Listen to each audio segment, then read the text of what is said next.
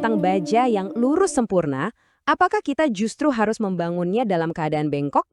Jawabannya, secara mengejutkan, adalah iya. Oke, biar gampang, ini peta jalan kita buat penjelasan kali ini.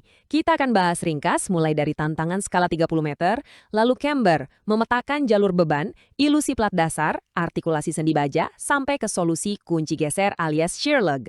Gampangnya, kita bakal jalan mengalir secara harfiah, ngikutin arah beban dari atap, turun, terus sampai ke fondasi. Beban mati dari baja itu sendiri bakal bikin strukturnya melendut, sampai lebih dari 83 mm. Kelihatan banget kendornya nanti.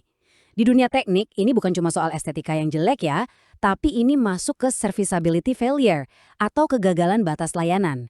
Strukturnya mungkin nggak langsung rubuh, tapi udah pasti nggak aman atau nggak fungsional lagi buat dipakai. Makanya, kita butuh pertahanan krusial pertama buat mengakali gravitasi, yaitu camber atau kelengkungan yang disengaja. Ada perbedaan pola pikir yang kerasa banget di sini. Di satu sisi, ada yang namanya toleransi deformasi. Ini reaktif banget. Ibaratnya, kita cuma nunggu strukturnya melandut di lapangan dan berdoa semoga masih masuk batas aman. Tapi, di sisi lain kita punya camber, di mana kita emang sengaja melengkungkan bajanya ke atas sejak di pabrik, jauh sebelum ada beban yang menumpang di atasnya. Jadi, buat kasus ini, solusinya adalah secara proaktif membentuk lengkungan presisi ke atas sebesar 70 mm pakai mesin pres hidrolik. Nanti, pas strukturnya udah didirikan dan beban penuhnya diaplikasikan, bobot masif itu bakal secara alami menekan baja yang melengkung tadi ke bawah. Hasilnya, berubah jadi garis horizontal yang rata dan sempurna. Intinya simple, kita bengkokin di awal biar nanti gravitasi yang meluruskannya. Konsep jalur beban ini bukan cuma coretan panah, Kak. Ini benar-benar kayak sungai energi yang hidup. Gaya 80 ton tadi itu terus-terusan nyari jalan paling cepat buat sampai ke tanah, memecah dirinya jadi ribuan rute kecil di sepanjang jaringan grid. Dan tahu nggak, kalau camber yang kita bahas tadi meleset sedikit aja, rute sungai energi ini bakal bergeser. Efeknya ngeri, bisa muncul momen sekunder atau gaya puntir dadakan yang benar-benar berbahaya buat strukturnya. Sungai energi ini ujung-ujungnya pasti menabrak daratan kan? Di bawah tekanan 80 ton, pelat ini lagi disiksa abis-abisan. Waktu balok di atasnya melendut, ujung kolom itu otomatis mencoba buat berputar. Putaran kecil ini, atau rotasi mikro, langsung memicu gaya geser, gaya tarik, sampai yang namanya prying action, kondisi di mana pelatnya secara harfiah mencoba mengungkit dan mencabut baut angkur secara paksa dari beton. Pelat dasar itu bukan dudukan mati yang kaku, melainkan sebuah zona artikulasi. Maksudnya apa? Artinya, mekanisme ini secara dinamis ngasih ruang toleransi. Baut boleh sedikit meregang, pelat boleh sedikit melentur, atau ada pergeseran mikro yang aman. Tujuannya buat mendistribusikan energinya dengan aman, bukan malah dilawan pakai tenaga kaku yang ujung-ujungnya justru bikin bautnya putus. Ada satu kutipan analogi biologi dari sumber materi kita yang menurut saya brilian banget menangkap esensinya. Katanya, jika batang letis adalah tulang, maka base plate adalah sendinya. Struktur baja sejauh 30 meter ini praktif adalah organisme yang hidup dan bernapas. Bayangin aja lutut kita. Lutut itu harus kuat menopang badan, tapi tetap harus bisa ditekuk. Sama persis kan?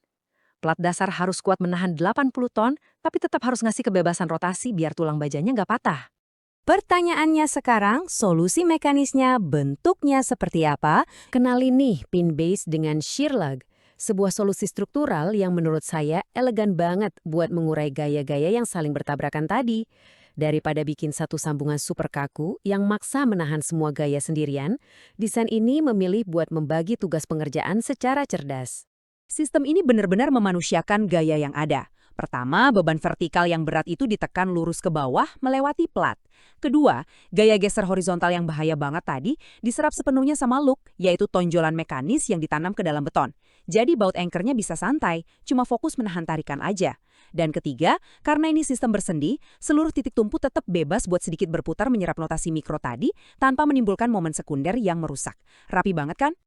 Tapi ingat, pemisahan fungsi sekeren ini cuma bisa jalan kalau didukung sama presisi yang luar biasa di lapangan. Kita bicara tentang penggunaan grout bermutu tinggi yang benar-benar bebas rongga udara biar kontaknya sempurna sama bumi. Terus pemasangan stiffener radial buat menahan plat biar nggak melengkung. Dan yang paling gila, penerapan angular shimming memotong sudut sekecil 0,134 derajat buat menjaga presisi lengkungan pas dirakit. Bayangin aja. Detail teknis sekecil ini yang benar-benar menentukan kelangsungan seluruh struktur raksasa tadi. Akhirnya, semua pembahasan ini membuktikan apa yang kita sebut sebagai still wise thinking. Kita nggak sedang membuang energi buat melawan kekuatan alam yang masif secara kaku. Sebaliknya, kita mendesain struktur yang beradaptasi dan mengalir bersama gaya tersebut. Mulai dari camber yang melawan gravitasi pas di udara, sampai shear lead yang membagi beban pas di tanah. Ini udah bukan sekedar tentang gimana cara nyambungin besi baja ya, tapi tentang gimana kita bisa menjinakkan gaya fisik yang luar biasa besar di dunia nyata. Pernah kepikiran nggak, gimana sih caranya menahan bentang infrastruktur raksasa sepanjang 30 meter supaya nggak ambruk kena beratnya sendiri? Kalau kita sampai salah hitung defleksi atau kelenturannya, struktur ini nggak cuma bakal kelihatan bengkok, tapi bisa gagal fungsi total. Ini masalah serius, di mana teori yang indah di atas kertas harus berhadapan langsung dengan gravitasi murni. Coba deh bayangin sejenak, 80 ton. Yap, kita bicara soal beban desain sebesar 80 ton yang menekan satu titik tumpu secara konstan. Dengan tekanan segila ini, baja nggak bisa lagi diperlakukan cuma sebagai rakitan komponen biasa. Dia harus jadi sebuah sistem utuh yang bisa diprediksi secara presisi. Tapi tenang, kita udah punya peta jalannya nih. Hari ini kita akan membedah 5 langkah strategis dari filosofi generasi 5.0 Mineraliasa.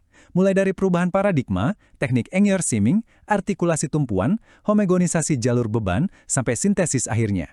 Sebelum kita ngomongin hal-hal teknis, kita wajib ubah mindset dulu. Intinya, kita harus berhenti memperlakukan baja layaknya persamaan matematika yang kaku. Kita harus mulai melihatnya sebagai sebuah organisme yang hidup dan bernapas. Kayak kutipan yang satu ini nih. Kalau baja itu adalah tulangnya, berarti plat dasar atau base plate itu adalah persendiannya. Dia harus kuat nahan beban, tapi juga harus bisa menoleransi pergerakan. Nah, untuk mencapai integritas biologis pada sistem HSS 500 ini, ada 5 langkah strategis, yaitu angular shimming, pin-based articulation, homogenisasi load path, lalu diikuti dengan las penetrasi dan void-free grouting. Mari kita bedah transformasinya satu persatu. Masuk ke langkah pertama, angular shimming untuk presisi geometris. Jadi gini, untuk mengkompensasi beban mati pada bentang 30 meter, kalian butuh lengkungan atau camber sekitar 70 mm ke atas. Alih-alih dibengkokkan paksa pakai alat hidrolik di lapangan yang ribet banget, teknik angular shimming ini memotong plat ujung di setiap segmen dengan sudut yang super mikroskopis, cuma 0,134 derajat. Potongan sekecil ini secara alami bakal memaksa baja ngebentuk kurva parabola 70 mm yang benar-benar sempurna. Efek dari potongan mikroskopis tadi adalah penyelarasan geometris 3D yang mutlak dan presisi. Segmen-segmen sepanjang 6 meter ini langsung terkunci ngebentuk postur tubuhnya sendiri. Nggak perlu lagi dipaksa-paksa di lapangan. Tegangan sekundernya 0 besar, dan secara visual ini rapi banget. Di sini, kita harus mendefinisikan ulang istilah artikulasi. Dalam desain ini, titik tumpu itu bukan cuma pin statis yang kaku ya. Artikulasi di sini adalah zona transfer gaya yang dinamis. Dia harus tangguh buat nahan 80 ton, tapi juga harus cukup toleran buat menyerap pergerakan mikro, rotasi, dan energi ekstrim tanpa merusak struktur di area sekitarnya. Karena kita harus berhadapan dengan realita. Tapi di dunia nyata, wah, ada beban hidup, pemuaian karena panas, sampai pergeseran angin.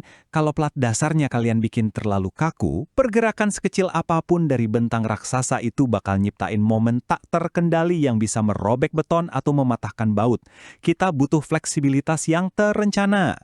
Solusi paling jenius buat masalah ini adalah sistem pin-based yang dilengkapi shear lug. Sistem ini membagi tugas secara brilian. Plat dasarnya fokus murni nahan beban vertikal ke bawah.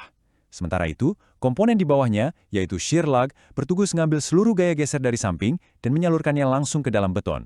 Hasilnya, baut angkur kita aman dari bahaya melengkung, karena cuma kerja nahan tarikan. Luar biasa elegan kan? Oke, sekarang langkah ketiga, homogenisasi load path. Kita masuk ke bagian dalam bajanya. Buat mindahin beban raksasa dengan mulus di sepanjang balok HSS 500, kuncinya ada di plat diafragma internal ini. Karena balok HSS itu aslinya berongga, kalau kalian ngelas batang diagonal langsung ke dinding luar, bajanya bisa penyok atau buckling kena gaya lokal. Nah, Mineralisa ngakalinnya pakai plat diafragma internal yang bertindak kayak sendi dalam. Ini mencegah bajanya gepeng dan mastiin beban tersalurkan dengan sangat merata dari satu batang ke batang lainnya. Lewat kelima langkah tadi, sistem Mineraliasa bukan lagi cuma sekedar rangka baja berongga yang kaku. Dia udah bertransformasi jadi sebuah organisme struktur. Dia nemuin titik keseimbangan atau sweet spot antara seberapa kuat dia nahan beban dan seberapa fleksibel dia bisa mendistribusi gaya. Struktur ini literally hidup dan beradaptasi sama lingkungannya. Kekuatan sejati dari sebuah infrastruktur itu bukan tentang seberapa kaku kalian bisa bikin sambungan, tapi seberapa cerdas kalian mendesainnya buat bernapas, beradaptasi, dan menyalurkan gaya. Itulah esensi dari Still Wise Thinking.